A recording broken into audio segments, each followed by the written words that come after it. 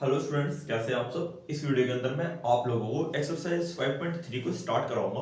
पूरी एक्सरसाइज के अंदर टोटल 6 क्वेश्चंस हैं। 6 के अंदर से 3 क्वेश्चंस हम इस एक्सरसाइज में करेंगे, मतलब इस वीडियो के अंदर करेंगे, और बाकी के जो मेरे 3 क्वेश्चंस होंगे हम उसको अगली वीडियो में करेंगे, ठीक है। खासियत इस वीडियो के अंदर ये होगी कि भैया पूरी की पूरी वीडियो जो है ना सिर्फ स्टेटमेंट बेस्ड होगी। Statement based in the sense कि सारे के क्वेश्चन के अंदर आपको सॉल्व नहीं करना है, सिर्फ स्टेटमेंट बनाकर आंसर दे देना है, ठीक है। तो आइए यहाँ पर जैसे कि क्वेश्चन आ रहा है तो आप क्वेश्चन यहाँ पर देखेंगे और मैं क्वेश्चन अपने फोन से रीड करूंगा, ठीक है। क्वेश्चन नंबर 1 है, list the outcome you can see in this experiment. सबसे पहला दे रखा है एक एक्सपेरिमेंट है spinning a wheel. Spinning a wheel क्या होता है? एक ऐसा व्हील जिसके ऊपर आप ऐसे फेंकते नहीं हो कि ए आएगा, बी आएगा, सी आएगा, ठीक है। और एक एक्सपेरिमेंट ऐसा है, सेकंड पार्ट के अंदर लिखा हुआ है टॉसिंग टू कॉइन्स टुगेदर, यानी कि दो सिक्कों को एक साथ उछाला गया है। ऐसा करने के बाद आपको क्या आउटकम मिलेगा? आउटकम मतलब क्या क्या आने के चांसेस है, ठीक है। तो आइए इसको करते हैं। देखो फर्स्ट पार्ट के अंदर देखो, उसने बोला कि स्पिनिंग व्हील है, ठीक है ना।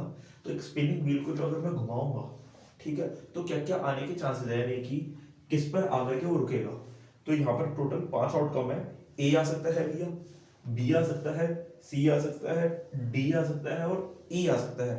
क्लियर? तो आपको क्या लिखना है? On spinning the wheel we can get the following experiment. क्या क्या आ सकता है? पहले में आंसर होगा ए आ सकता है, या फिर भैया बी आ सकता है, या फिर सी आ सकता है, या फिर डी आ सकता है, या फिर ई आ सकता है। क्लियर?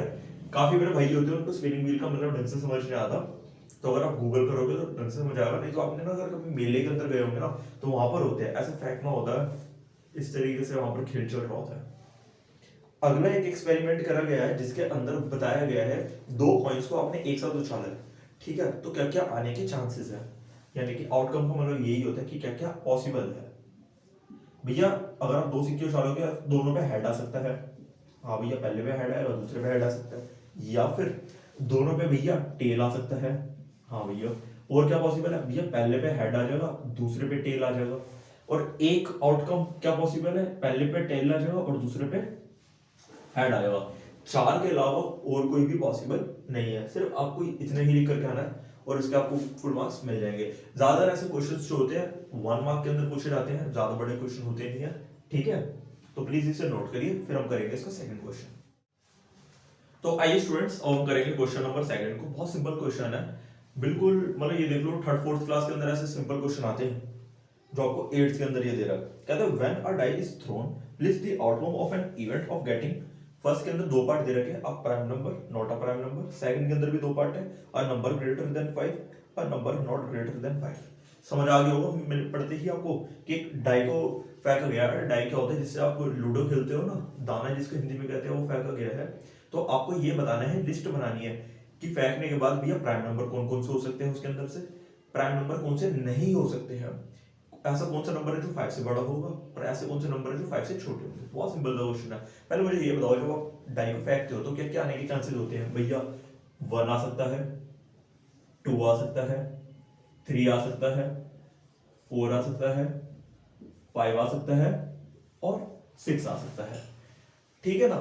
अब फर्स्ट पार्ट के अंदर देखो, ए पार्ट के अंदर उसने बोला है कि इनमें से कौन सा प्राइम नंबर होगा, उसकी एक लिस्ट बनानी है। तो प्राइम नंबर कौन से हो सकते हैं भैया? 2 होगा, 3 होगा, 5 होगा। तो आपको ये लिख लेना, प्राइम नंबर इक्वल्स टू में 2, 3 एंड 5। भैया प्राइम नंबर क्या होते हैं? ऐसे नंबर्स जो सिर्फ अपने ही टेबल के अंदर आते हैं उन्हें प्राइम नंबर कहते हैं। फर्स्ट के बी पार्ट के अंदर देखो, यहाँ पर क्या था कि नॉट अ प्राइम नंबर। ऐसे कौन से नंबर होंगे जो प्राइम नहीं है? तो वो होगा 1, 4, 6, 1, 4, 6। क्लियर हो गया आप लोगों को? अच्छा ना, सिंपल है ना। अब इसका बी पार्ट देखो, बी के अंदर भी दो पार्ट है। कहते हैं अ नंबर ग्रेटर देन 5 और अ नंबर नॉट ग्रेटर देन 5, यानी कि ऐसे कौन से नंबर है जो 5 से बड़ा होगा। तो यार देखो, फर्स्ट के अंदर 5 से बड़ा कौन सा है? सिर्फ भैया 6 है, तो फर्स्ट का आंसर हो गया 6।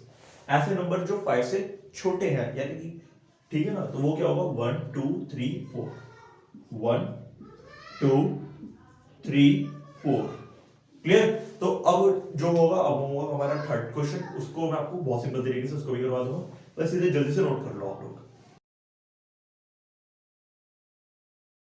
तो आइए स्टूडेंट्स, अब हम इस वीडियो का लास्ट क्वेश्चन को करेंगे। थर्ड क्वेश्चन है, क्वेश्चन बहुत सिंपल सा है, बस इसके अंदर एक नई टर्म का इस्तेमाल किया गया। तो एक बार क्वेश्चन को यहाँ पर पढ़ो, मैं एक बार इसे यहाँ से रीड करता हूँ आप लोगों के लिए। क्वेश्चन का कहता है find the probability of the pointer stopping on the D, question 1A। ठीक है, और अगले पार्ट के अंदर आपको एक प्रोबेबिलिटी पूछी गई है और थर्ड पार्ट के अंदर भी आपसे प्रोबेबिलिटी पूछी गई है। देखो आप में से काफी सारे स्टूडेंट को प्रोबेबिलिटी का मीनिंग पता होगा, बट अगर नहीं पता तो मैं बताता हूँ। प्रोबेबिलिटी का मतलब होता है किसी चीज के आने के चांस, ठीक है ना, उसको क्या कहते हैं, प्रोबेबिलिटी कहते हैं। बस इतनी बात को समझो। बट मैथ्स के अंदर इसका थोड़ा सा मीनिंग बढ़ जाता है, बिकॉज मैथ्स के अंदर फॉर्मूले आ जाते हैं। तो मैथ्स के अंदर प्रोबेबिलिटी का एक फॉर्मूला होता है, वो होता है number of favourable outcome upon the total number of outcome. यानी कि अगर आपसे किसी चीज की प्रोबेबिलिटी पूछी गई है, देखो आपको एक एग्जांपल दे रहा हूं, ठीक है ना, मैं आपसे पूछूं कि भाई आपने एक डाइस को थ्रो करा, 5 आने की क्या प्रोबेबिलिटी है, तो भैया ये बताओ टोटल नंबर ऑफ आउटकम कितने हैं, यानी कि क्या क्या आ सकता था। भैया 1 आ सकता है, 2 आ सकता है, 3 आ सकता है, 4 आ सकता है, 5 आ सकता है, 6 आ सकता है, टोटल 6 आउटकम आ सकते हैं। बट उसने मांगी किसकी है, 5 की। 5 कितनी बार आता है भैया, एक बार ही आता है। तो 1 आएगा ऊपर और 6 आएगा नीचे। 1 ऊपर इसलिए आएगा क्योंकि 5 सिर्फ एक बार ही होता है। मान के चलते इस एग्जांपल के थ्रू आपको प्रोबेबिलिटी का ढंग से मतलब समझ आ चुका होगा। अगर आपको अभी कोई डाउट है तो अभी मैं इसी प्रोबेबिलिटी के ना आपको 3 पार्ट करवाऊंगा। तीनों पार्ट को कंप्लीट होते ही ना आपकी प्रोबेबिलिटी आपको अच्छी तरीके से समझ आ जाएगी, ठीक है। तो देखो फर्स्ट पार्ट के अंदर कहता है probability of the pointer stopping on D, question 1A। यार अभी आपको मैंने क्वेश्चन नंबर 1 करवाया था ना, तो उसके अंदर फर्स्ट पार्ट के अंदर आपको मैंने स्पिनिंग व्हील वाला एक पार्ट करवाया था, ठीक है ना। स्पिनिंग व्हील के अंदर मैंने आपको बताया था कि भैया एक व्हील है, उसके अंदर 5 पॉइंट्स बने हुए A B C D E। तो ये बताना है कि D के आने की क्या प्रोबेबिलिटी होगी फर्स्ट पार्ट के अंदर। तो प्रोबेबिलिटी निकालनी है, तो प्रोबेबिलिटी का साइन होता है P, ब्रैकेट में बतानी है। तो देखो करने का तरीका, पहले मुझे ये बताओ उस व्हील के अंदर कितने अल्फाबेट्स थे भैया, कितने लेटर्स थे भैया, 5 थे।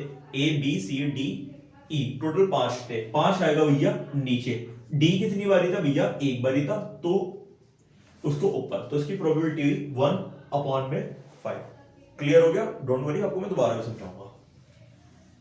सेकंड पार्ट देखो, सेकंड पार्ट के अंदर कहता है probability of getting an S from well shuffled deck और 52 प्लेइंग कार्ड्स। यानी कि जो कार्ड्स होते हैं ना, कार्ड्स यानी कि पत्ते यानी कि ताश, उसके अंदर एस के आने के, एस कौन होता है, इक्के के आने की क्या प्रोबेबिलिटी होगी। तो वही आपको करना है, प्रोबेबिलिटी का साइन पी, एस आपको यहां पर लेना है। तो पहले ये बताओ कि एक ताश के अंदर यानी कि कार्ड्स के अंदर टोटल कितने पत्ते होते हैं, यानी कि कितने कार्ड्स होते हैं भैया, 52 होते हैं। एस कितने होते हैं भैया, सिर्फ 4 होते हैं। समझ आ गया आप लोगों को। तो इसकी प्रोबेबिलिटी 4/52। क्या इसको आप कैंसिल कर सकते हो, हाँ कर सकते हो। इसको आप कैंसिल करके ऐसे भी लिख सकते हो 1/13। ठीक है। अगला आपसे पूछा गया है प्रोबेबिलिटी बतानी है। देखो यहां पर आपको फिगर दे रखी है जिसके अंदर कुछ एप्पल है, कुछ ग्रीन एप्पल है, वो जो जी से रिप्रेजेंट कर रखा है, कुछ एप्पल रेड है, उसको आर से रिप्रेजेंट कर रखा है। तो रेड एप्पल के आने की भैया उसने बोला है कि प्रोबेबिलिटी क्या होगी। पहले मेरे कहने से ये देखो टोटल एप्पल कितने दे रखे हैं, ठीक है ना, पहले काउंट करो आप और फिर मैं लिखता हूं 7 है, ठीक है। अब क्वेश्चन के अंदर काउंट करो कि कितनी बार आर लिखा हुआ है, यानी कि कितने रेड एप्पल है। टोटल भैया 1 2 3 4, टोटल 4 बार यहां पर आर लिखा हुआ है, यानी कि 4 रेड एप्पल है। तो इसकी प्रोबेबिलिटी 4/7। होप आपको प्रोबेबिलिटी का ढंग से मीनिंग समझ आया होगा, एक्सरसाइज आपको ढंग से समझ आई होगी। इस क्वेश्चन को आप नोट कर लो, ये क्वेश्चन थोड़ा अच्छा था, इसको मैं आपको दोबारा समझाऊंगा, ठीक है। तो आइए स्टूडेंट्स एक बार आप लोगों के लिए क्वेश्चन को रिपीट करा जाए। क्वेश्चन के अंदर आपको प्रोबेबिलिटी निकालने के लिए कहा गया था। प्रोबेबिलिटी का मतलब होता है किसी चीज के आने की संभावना, यानी कि चांस। फॉर्मूला ये होता है नंबर ऑफ फेवरेबल आउटकम, यानी कि आपसे पूछा गया है, और टोटल नंबर ऑफ आउटकम भी, क्या क्या पॉसिबल हो सकता था, ठीक है। तो फर्स्ट पार्ट के अंदर आपसे पूछा गया था कि व्हील को भी घुमाया गया, स्पिनिंग व्हील को, डी के आने की क्या प्रोबेबिलिटी होगी। भैया एक बात बताओ, और आप उसको घुमा रहे हो तो क्या क्या आ सकता है, ए आ सकता है, बी आ सकता है, सी आ सकता है, डी आ सकता है और ई आ सकता है। टोटल 5 लेटर्स आ सकते हैं। तो टोटल आ गया नीचे। पूछा गया है डी के बारे में। डी भैया कितने हैं, भैया सिर्फ एक ही तो है, तो इसकी प्रोबेबिलिटी 1/5। आपको कुछ वेल शफल्ड कार्ड दिए गए। वेल शफल्ड का मतलब होता है अच्छी तरीके से शफल कर रखा, उसको मिक्स कर दिया है, ठीक है ना। तो उसके अंदर एस के आने की क्या प्रोबेबिलिटी होगी। एस होते हैं इक्के, टोटल इक्के 4 होते हैं कार्ड्स के अंदर। तो टोटल कितने होते हैं, 4 होते हैं ऊपर। टोटल पत्ते कितने होते हैं, यानी टोटल कार्ड्स कितने होते हैं भैया, 52 होते हैं। क्लियर। और थर्ड पार्ट के अंदर आपसे पूछा गया रेड एप्पल के आने की प्रोबेबिलिटी क्या होगी। पहले मेरे कहने से फिगर के अंदर जितने भी एप्पल्स है उसको देख लो, भैया 7 है, आपने उठाना शुरू कर लिया, ठीक है ना। तो रेड के आने की क्या प्रोबेबिलिटी होगी भैया, रेड एप्पल कितने भैया, सिर्फ 4 है, तो 4 ऊपर और 7 नीचे। यहाँ पर हमारा क्वेश्चन कंप्लीट हो जाता है। नेक्स्ट वीडियो के अंदर मैं आपको बाकी के 3 क्वेश्चंस को कंप्लीट करवा दूंगा। अदरवाइज मैं अभी चाहूँ तो इसको कंप्लीट करवा सकता हूँ, वीडियो थोड़ी लंबी हो जाती है, ठीक है। तो प्लीज चैनल को सब्सक्राइब कर ले, वीडियो को लाइक कर ले, मिलते हैं नेक्स्ट वीडियो में।